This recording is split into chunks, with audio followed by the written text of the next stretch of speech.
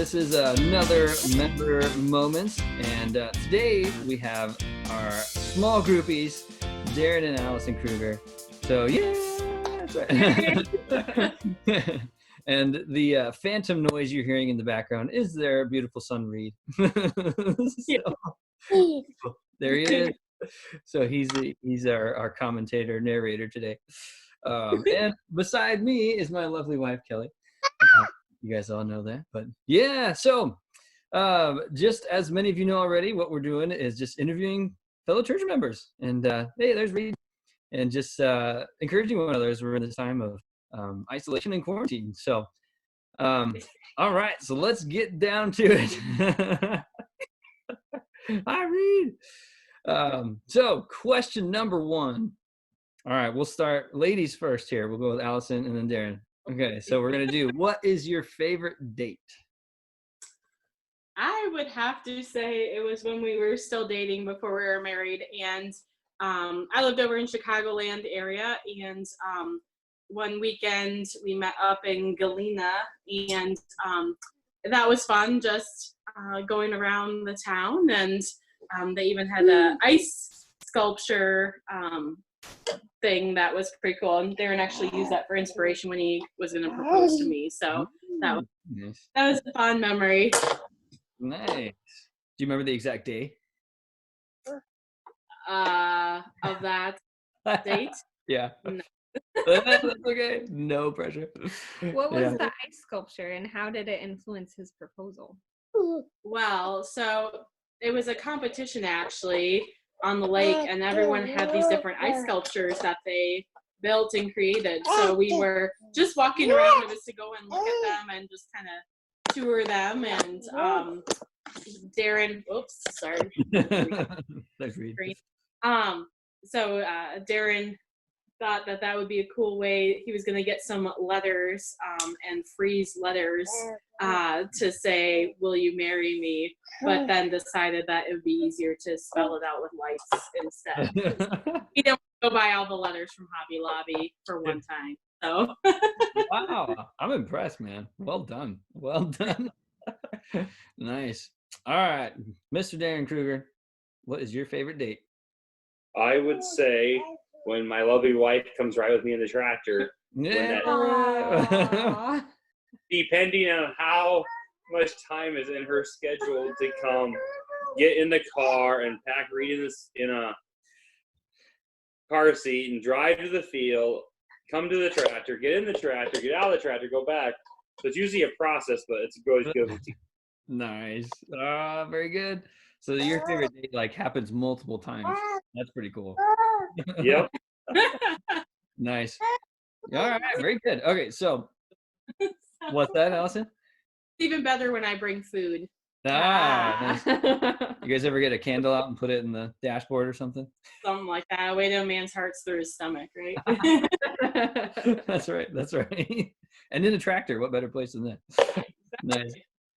Okay, so question number two. What was question number two? You remember question number two? Favorite childhood memory. Favorite childhood memory. That's right. Oh, Allison, take us away. Again, so I would say family vacation. We went to a place called Stone Ledge, which is no longer called that, down in the Florida Keys. And it was just really fun because we ended up in this high-rise condo on the Atlantic side of the ocean, and my parents were like, nah, we're spending too much money on this. It doesn't have a view. And being the good heart way, because my dad was Dutch, and so we had to do everything cheap and didn't we went looking for other places to stay, but on the Gulf side. So we came across this place called Stone Ledge, and we were able to cancel our reservation at the condo, and we saved so much money, and like our little apartment we were staying in was maybe 100 feet from the Gulf of Mexico, and there were kayaks to borrow and stuff, so it was just a lot of fun. And we grilled fish every night and ate key lime pie, because that's what you do down in the Florida Keys. Wow, that's awesome, living the high life. Yeah. Nice. How did you say how old you were when you did that? I think I was in high school. It's probably High school. about 10th grade or so. Okay. Wow, that's awesome. Nice. All right, Darren, you got to top that, man. That's hard to do. Well, I would say getting in the car and driving 90 miles south to our annual Iowa State football game every year when we had time to go. Yeah. It didn't happen. We by no means were we season ticket holders, but we were able to go to one game that seemed like a year growing up, and I always really enjoyed that. Yeah. So going to Iowa State, go Cyclones, made it why I wanted to go and get education there too. So anyway, no, it was always fun to even basketball games. We got to go to them in the winter time too. We got to go watch like Iowa State play Alabama Birmingham or a school, really small school, because we never went to the Big 12 games. And so like I never went to the Big 12 games until I went to Iowa State, got season tickets at Iowa as a student. So anyway, it was fun. That's cool. That's really cool. Nice. Hey, Reed, you better make some good childhood memories. Right. Okay, so third question. What is your favorite, I should say, who is your favorite Bible character? Excluding Jesus, because he's everyone's favorite, right? So, that said, yeah, Allison, who's your favorite Bible character? I would say Esther. I've just always loved that story and how Esther was willing to put her life on the line for the Jews. And, she wasn't afraid of what would happen to her or her family. And she just was brave. And I think that's just a good example of how we should act as Christians, and especially in the workforce. I think I know the book doesn't actually mention God, but just the fact that, we are to be witnesses for him and stand up when everyone else is not. Right. And that's tough.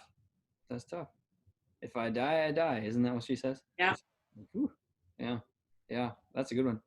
All right, Darren?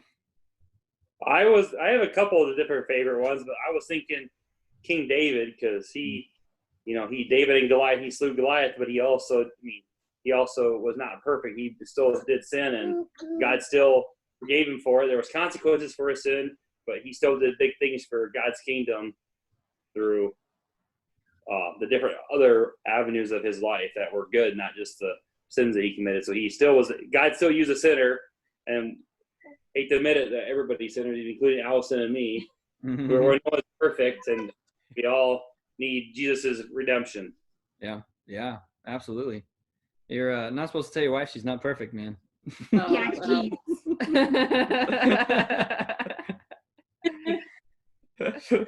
It's okay. We're all sinners, right? Just kidding. What's that? Saved by grace. Amen. Saved by grace. That's right. Nice. Good one. Okay, so final question. What is the Lord teaching you? Or how would you like to encourage the church, or how have you been encouraged recently? I think just with continuing to work in a hospital, just really every day driving to work, I'm praying just for safety, for just God to be glorified in the situations of work. And I think those have been the biggest things. I've been learning a lot through Simeon Trust. I've been participating with that through church, and it's been a small, intimate group, but it's been a lot of work, but it's been awesome just learning how to study the scripture more and how to study it better, just so that I can apply it to my life. And I've definitely learned new things through doing that, and come to Darren a few times and been like, hey, look at this. Like, did you realize this? And so, that's just opened up awesome opportunities for conversations as well. Yeah, absolutely. Has there been a particular passage recently that's been really standing out to you?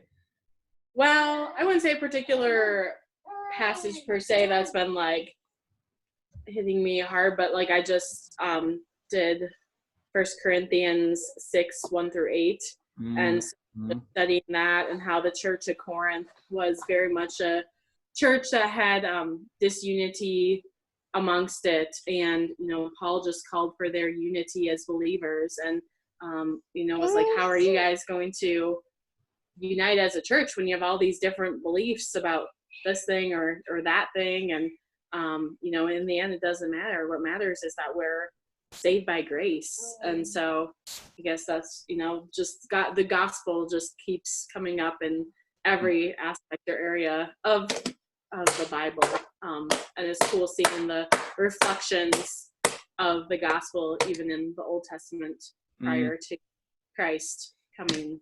So yeah, that's great. That's great. Darren, how about you, man? I would say a lot of the same token. Allison said that we've been praying a lot. Honestly, we've been praying a number of times on our hands and knees before bed, something we didn't do a lot before, but just to really pray for our nation, because a lot of good can come out of this. But there's a lot of hardship and struggles right now, and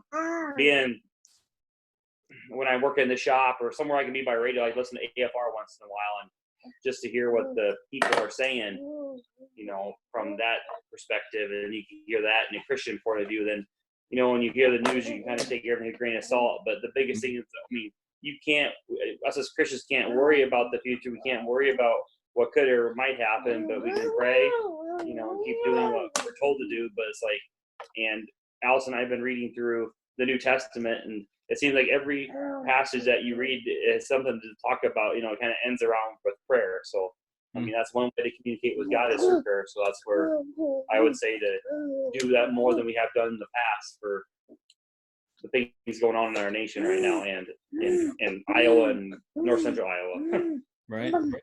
Wow, that's awesome. That's really awesome. Yeah, cool. And that's huge as a couple and as parents, as you know, let alone just as believers. So yeah, great. Well, thank you guys. This is our special couples edition member moment. And thank you, Darren and Allison. We just appreciate your time. All right, guys. Well, until next time, we'll see you.